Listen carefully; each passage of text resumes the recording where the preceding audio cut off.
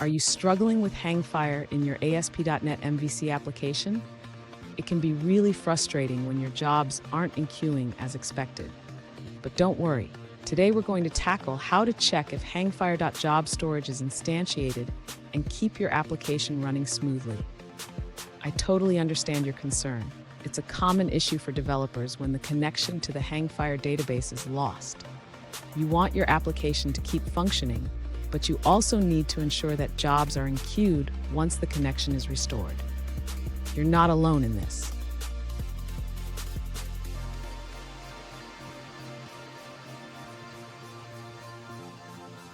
Let's dive into your specific question.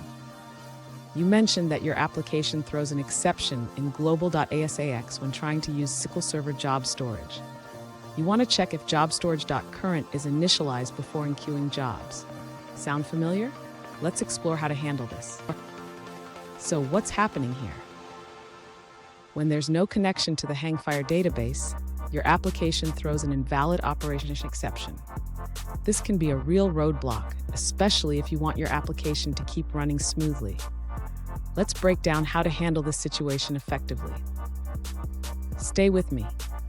By the end of this video, you'll have a solid solution to ensure your application keeps running, even when the database connection is lost. Plus, I've got a bonus tip that you won't want to miss. First, the user should check if the job storage is initialized before queuing any jobs. This can be done by creating a method that verifies the initialization status. Next, the user can implement a check in the job queuing process. If job storage is not initialized, the user should attempt to initialize it again.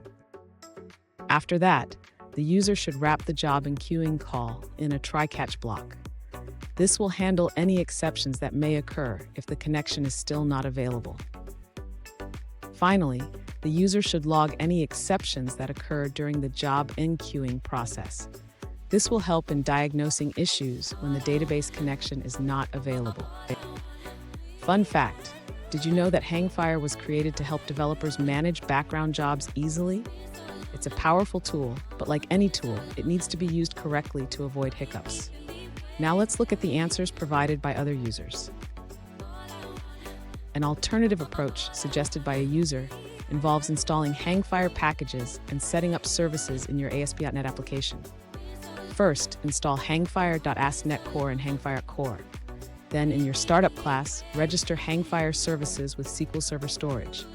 Finally, add the HangFire dashboard and queue a simple background job. Here's a pro tip. Always ensure your database connections are monitored. This can help you catch issues before they affect your application. Regular checks can save you a lot of headaches down the road. And there you have it. By implementing these steps, your ASP.NET MVC application should keep running smoothly, even when the HangFire database connection is lost. If you found this video helpful, please subscribe for more tips and tricks.